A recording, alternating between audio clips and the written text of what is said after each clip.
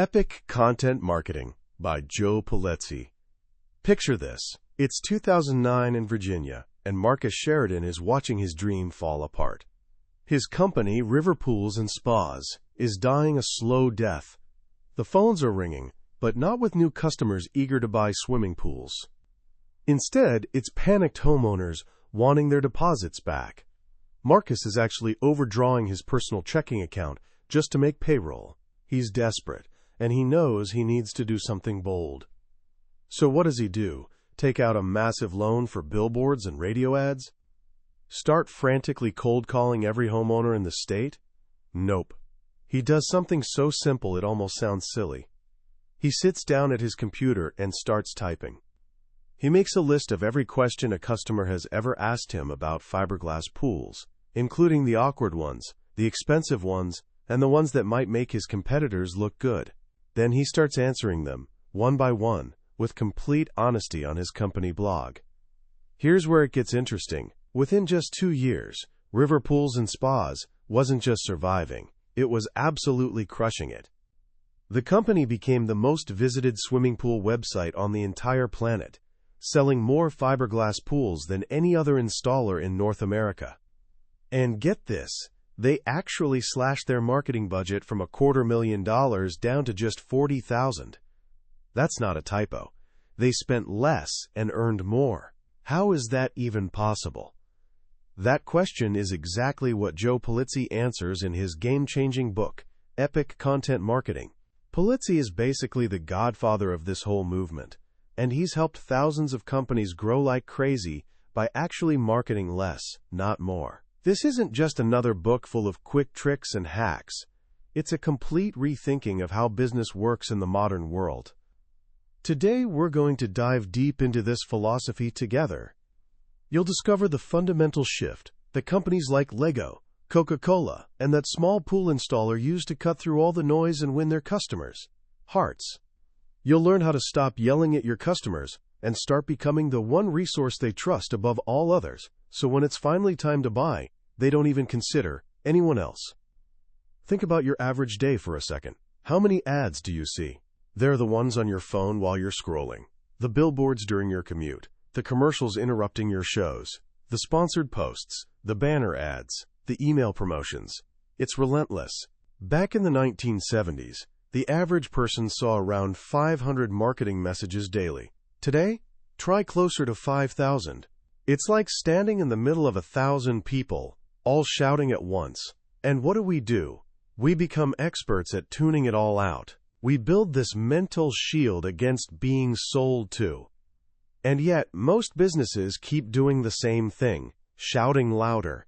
More ads, bigger promotions, flashier interruptions, all screaming about how amazing their products are.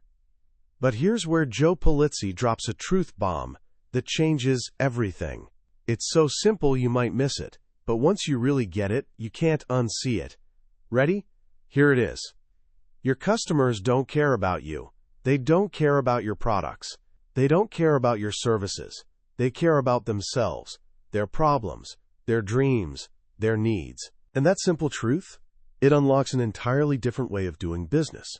It's called content marketing. So what exactly is content marketing? It's the art of talking with your customers without trying to sell them anything. Instead of interrupting them with a pitch, you're giving them information that genuinely makes their lives better or more interesting. You become someone they trust. The basic idea is beautifully simple. If you consistently give people valuable stuff, they'll eventually reward you with their business and loyalty. As the author puts it, traditional marketing is telling the world you're a rock star. Content marketing is showing the world that you are one. Now, you might be thinking this sounds like some trendy internet thing, but actually, this idea has been around for over a century. Imagine an Illinois blacksmith in the 1830s named John Deere. He kept hearing the same complaint from farmers who'd moved west. The rich, sticky Midwestern soil kept clinging to their iron plows, forcing them to stop every few feet to scrape off the mud. Super frustrating. Deere listened, then invented a polished steel plow that solved the problem beautifully. But here's where it gets really interesting. Decades later, In 1895, his company launched a magazine called The Furrow. This wasn't just a catalog of tractors. It was packed with articles on how farmers could become more profitable and successful, teaching them about new technologies and better business practices. Deere & Company was putting their customers' needs first, building trust and becoming a partner, not just a vendor. Get this. The Furrow is still going strong today, reaching over 1.5 million farmers in 40 countries. It's the largest circulation farming magazine in the world. That's content marketing in a nutshell. Instead of renting space in someone else's megaphone, you build your own. You become the publisher. You build your own audience. Why does this matter more now than ever? Because the game has completely changed. The old gatekeepers are gone. Back in the day, if you wanted to reach a lot of people, you had to go through a newspaper, magazine, or TV station. It was expensive and complicated. Today, anyone can start a blog, podcast, or YouTube channel in minutes, for free. At the same time, customers have become research ninjas. Before buying anything significant, the average person checks out more than 10 pieces of content. They're actively hunting for information, reviews, and help. The question is, will they find that information from you or from someone else? This creates a massive opportunity. Companies are starting to realize they can act like media companies. Take Red Bull. You probably think of it as an energy drink company, right? Wrong. As one expert put it, Red Bull is a media company that happens to sell soft drinks. Red Bull Media House produces incredible films, magazines, and events about extreme sports, building a massive, devoted audience that lives and breathes the brand's gives you wings attitude. Or look at Lego. Facing competition from knockoff building blocks, Lego transformed itself into a content powerhouse, creating movies, magazines, and online worlds that pull children deep into the stories behind the toys. These companies understand something powerful. A media company makes money by selling ads around its content. A regular business like yours makes money by attracting and keeping customers through its content. This actually gives you a huge advantage. Traditional magazines have to serve two masters, readers and advertisers. You only serve one, your customer. Your interests are perfectly aligned. If you create amazing content that helps your audience, they reward you with their business. But here's the catch. Because creating content is now so easy, the world is absolutely flooded with it. 9 out of 10 businesses are using content marketing now. So just creating content isn't enough anymore. To stand out, to actually break through the clutter, your content has to be, in a word, epic. And this is where we shift from the what and why to the how. How do you create truly epic content? Pulizzi gives us a clear, powerful framework. Epic content follows 6 key principles. First, it fills a need. Your content has to answer a question or solve a problem for your customer. It needs to be useful to them, completely separate from whatever you're selling. Second, it's consistent. Great magazines come out on schedule.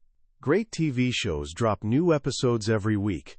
Your content is a promise to your audience, and you need to deliver it consistently and on time. This is actually where most companies crash and burn. Third, it's human. You're not Wikipedia. Find your company's voice. Is it funny? A little sarcastic? Deeply caring? Be authentic. People connect with people, not with corporate robots. Fourth, it has a point of view. Don't be afraid to take a stand. You want to be seen as an expert, a leader. Experts have opinions. This isn't the time to be bland and agreeable to everyone. Fifth, it avoids sales speak. The second your content starts sounding like an ad, you lose your audience's trust. The author's own research shows that when his company creates promotional content, it gets only 25% of the views and shares of their normal educational posts. The rule is simple. The more you talk about yourself, the less people care what you have to say. And finally, epic content aims to be the best of breed. Your ultimate goal is to become the single best source of information in your specific niche. If you're not trying to be the #1 resource for your audience, why should they spend their precious time with you? So how do you actually put these principles into practice? The process starts not with creating content, but with creating a strategy. This is the part most people skip, and it's the most important part. You need to begin by crafting a content marketing mission statement. This isn't your overall company mission, it's the mission specifically for your content. It has 3 parts. 1. The core audience target. Who exactly are you trying to reach? 2. What you'll deliver. What kind of information or stories will you provide? 3. The outcome for the audience. What will they be able to do or feel after consuming your content? For example, the mission for HomemadeSimple.com, produced by Procter & Gamble, could be: we provide busy on-the-go moms with recipes, decor ideas, and organizing tips to help them create a home they truly love. This mission statement becomes your filter. For every new content idea, you ask, does this serve our mission? If not, you don't do it. Next, you need to define your content niche. Here's where the advice gets counterintuitive. Think big, but go small. You can't be the leading expert on pet supplies. That's way too broad. But you absolutely can be the leading expert on pet supplies for elderly owners who travel with their dogs. You need to find a content area small enough for you to completely own, an area where you can credibly become the #1 expert in the world. Once you have your mission and niche, you need to deeply understand your audience persona. This isn't just basic demographics. You're creating a fictional character who represents your ideal reader. Give them a name, a job, hopes, fears, and most importantly, pain points. What keeps them awake at night? You need to understand their world deeply so you can create content that truly resonates. The only way to gather these insights is to actually talk to your real customers. With this strategic foundation, you're finally ready to start managing the creation process. This requires thinking like a publisher. You need a team, even if it's just you at first, with clear roles: a chief content officer who owns the strategy, and a managing editor who handles the day-to-day execution. You need an editorial calendar to plan your content and ensure that consistency we talked about. And where do the stories come from? They're all around you. You need to conduct a content audit to see what assets you already have. More importantly, you need to learn how to extract the stories locked inside your employees. Your CEO, your engineers, your customer service reps, they're all sitting on a goldmine of expertise. You don't need them to be perfect writers. You can interview them, record the conversation, and have an editor turn it into a compelling blog post. As you create your epic content, you need a place to put it. This is your content platform. The author is crystal clear on this point. Don't build your house on rented land. While it's great to have a presence on Facebook, Twitter, and LinkedIn, you don't own those platforms. They can change the rules anytime. Your primary platform has to be something you own and control, like your company website or blog. This is your hub. The social media sites are the spokes. They're the channels you use to distribute your content and drive people back to your hub. This brings us to a final, crucial step that many people forget. You have to market your marketing. Creating epic content isn't enough. You need to actively promote it. This involves search engine optimization so people can find you on Google. It involves a smart social media strategy. The author recommends a simple rule called Social Media 411. For every 6 pieces of content you share, 4 should be valuable content from other influencers in your industry, 1 should be your own original educational content, and only 1 should be promotional or sales related. This shows you're a helpful community member, not just someone trying to sell something. Finally, how do you know if all this effort is working? The measurement of content marketing isn't about vanity metrics like likes or page views. Your senior executives care about only 3 things. Is your content driving sales? Is it saving costs? Or is it making customers happier and more loyal? The ultimate goal of your content marketing should be subscription. You want to build an audience of people who've actively chosen to receive your content, whether through an email newsletter or blog subscription. Why? Because the data is clear. Subscribers become better customers. They're more loyal, they buy more, and they close faster. Remember Marcus Sheridan, the pool guy? He found that when a prospect had read 30 or more pages of his website, They bought from him 80% of the time. The industry average? 10%. That's the power of epic content marketing. It's not about a quick campaign, it's a long-term strategy. It's about building an asset for your business, a loyal audience that trusts you, looks forward to hearing from you, and ultimately wants to do business with you. When you step back and look at the big picture presented in epic content marketing, the most powerful lesson isn't really about marketing at all. It's about a fundamental shift in the relationship between a business and its customers. For so long, that relationship has been adversarial. The business tries to interrupt, persuade, and push, while the customer tries to ignore, deflect, and resist. This book offers a path to a completely new kind of relationship, one built on trust, generosity, and genuine value. The central idea that to sell more, you must first focus on selling less feels so revolutionary because it runs counter to a century of business training. We're taught to talk about features and benefits, to craft the perfect sales pitch, but Pulizzi's work reminds us that a sales pitch is only valuable to the person giving it. The solution to a problem, on the other hand, is valuable to the person who has it.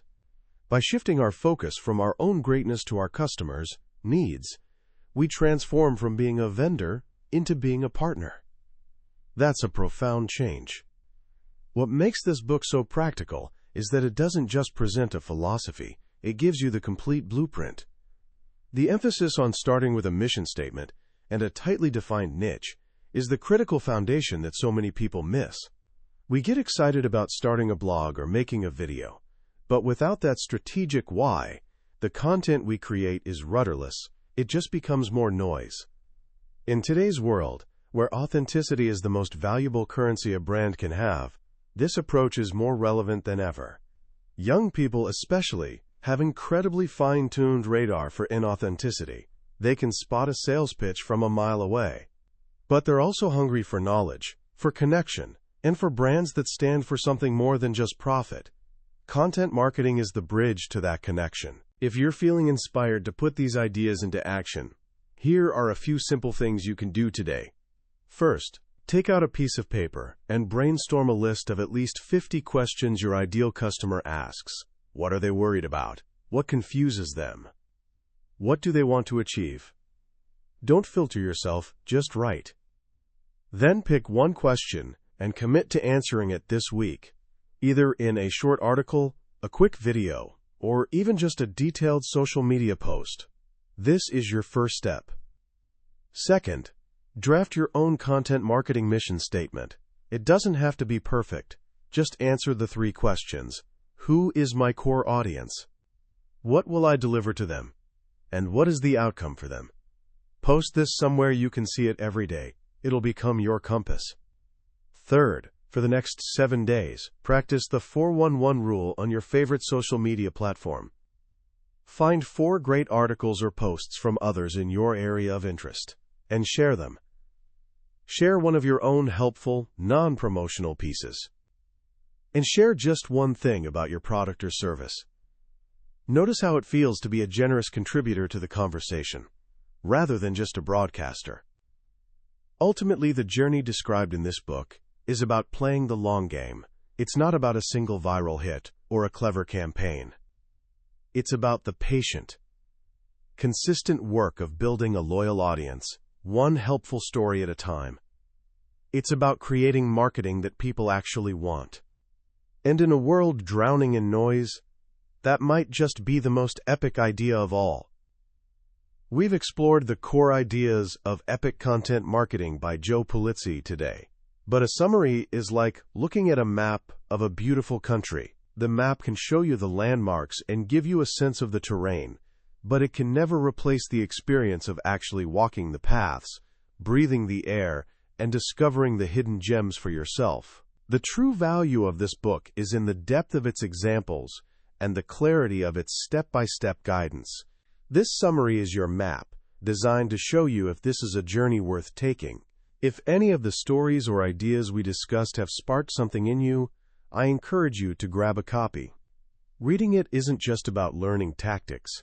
It's about fundamentally changing how you view your business and your role in your customers' lives. If you found this journey valuable, I'd be grateful if you would like this summary and subscribe to the channel. That way, you won't miss our next exploration into another book from the billionaire's bookshelf that has the power to change your perspective. Let's continue to learn and grow together.